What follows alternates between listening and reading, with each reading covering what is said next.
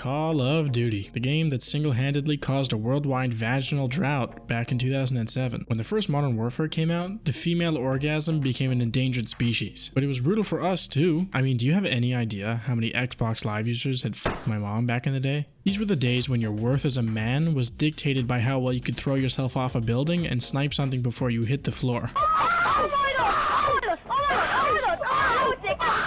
Guns were so broken they could shoot through the fourth dimension, and the kill streaks could end all life on Earth as we know it. Those games were absolute chaos, but it's what we loved about them. We were angry kids, we didn't want balance, we wanted to watch the world burn. Not only that, developers still had heart. Fuck you, Last Stand! Believe it or not, we actually kind of got along with the developers back in the day.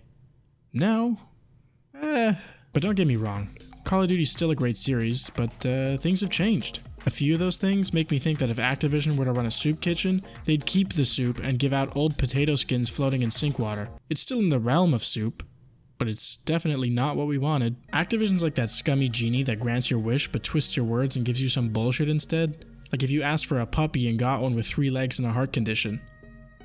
And also it was a cat.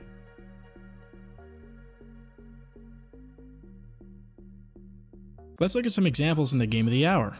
Black Ops Cold War. What we wanted was content, and what we got was more like a PS3 era tech demo with a 4-hour campaign, a single zombies map the size of Kino from the first one, and yeah. But maybe I'm being unfair. Maybe there's something to appreciate about each piece of the game. Campaign's actually pretty good, despite the fact that I've had longer naps in the library at my old college. The characters are diverse and memorable, the setting and time period are unique, it introduces some fresh new concepts that really hit their mark, like breaking and entering into a German's apartment. Go to sleep.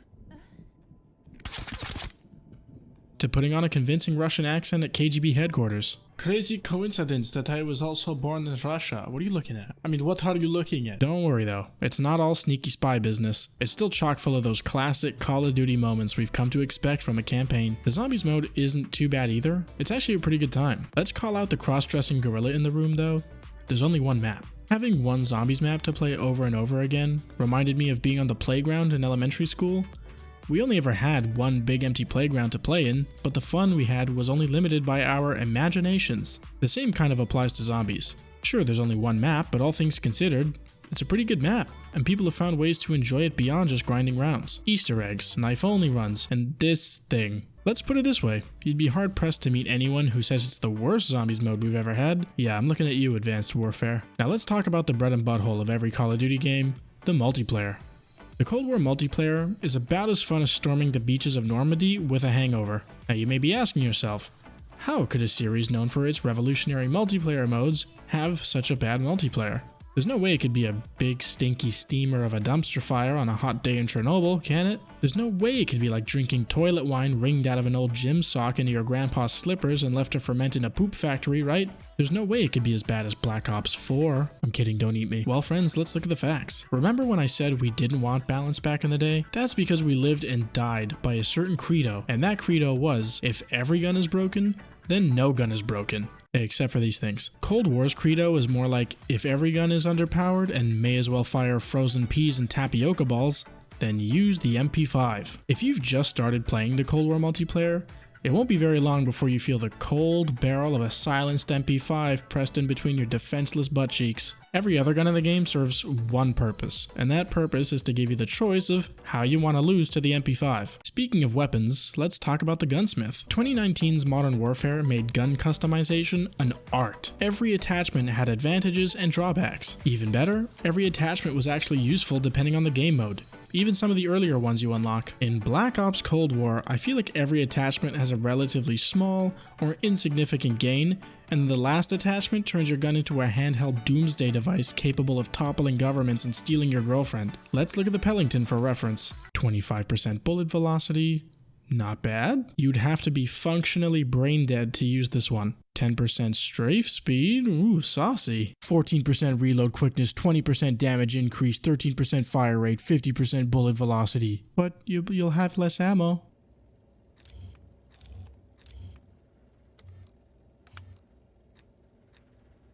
Alright, so what else is new? Call of Duty has overpowered guns. What else you got? Well, what if I told you that Treyarch went above and beyond? What if I told you that they had found a way to create overpowered players?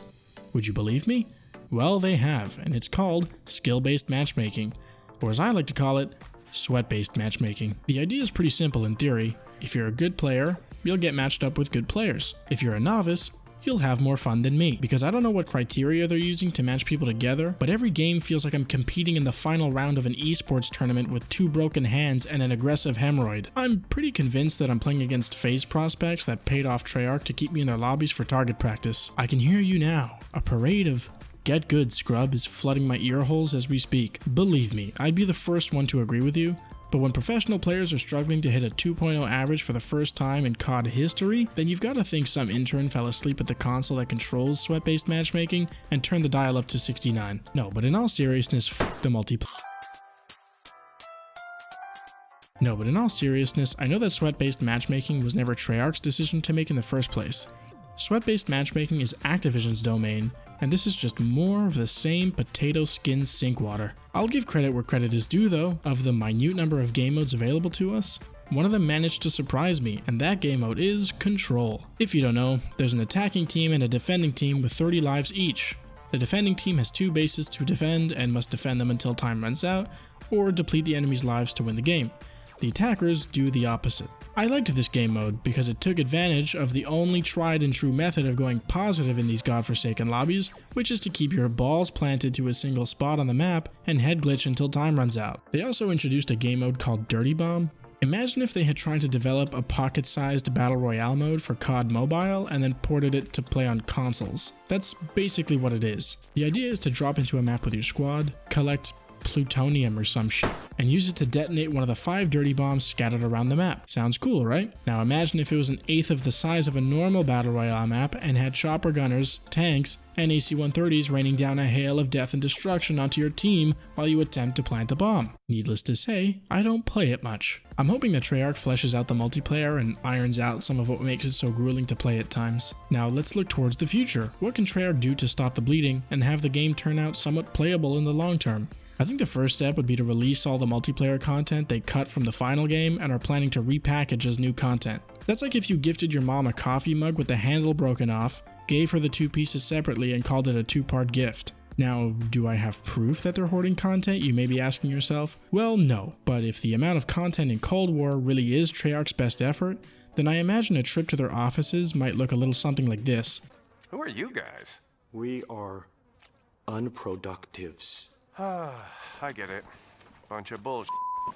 Add custom emblems. I can't even believe I have to say this. What possible explanation could Treyarch have to remove this time-honored and beloved feature? Too many dicks? Do you know what game we're playing? Do you know your audience? Profane emblems are a unifying banner to COD players. When I join a lobby full of dick emblems, I put a hand over my heart and shed a manly tear, because I know I'm home, surrounded by the same degenerates that I grew up with. As far as the gameplay goes, it does the job. I can't complain all that much in that department. The time to kill is my biggest issue if I'm being honest. In Modern Warfare, each gun was unique enough that damage output wasn't the only differentiating factor. There were guns that performed better than others because of a solid mix of their fire rate, their recoil, range, mobility, attachments, and a host of other factors. In Cold War, I feel like the guns in each category function virtually the same way, and they just tweaked a slider that said good and bad on either side of it. The good weapons will kill people in a normal amount of time. The bad guns are bad because you can have the barrel of that gun secured snugly inside your enemy's nostril, squeeze the trigger with the same force it would take to turn rock into diamond, and it would still give your enemy enough time to shrug it off,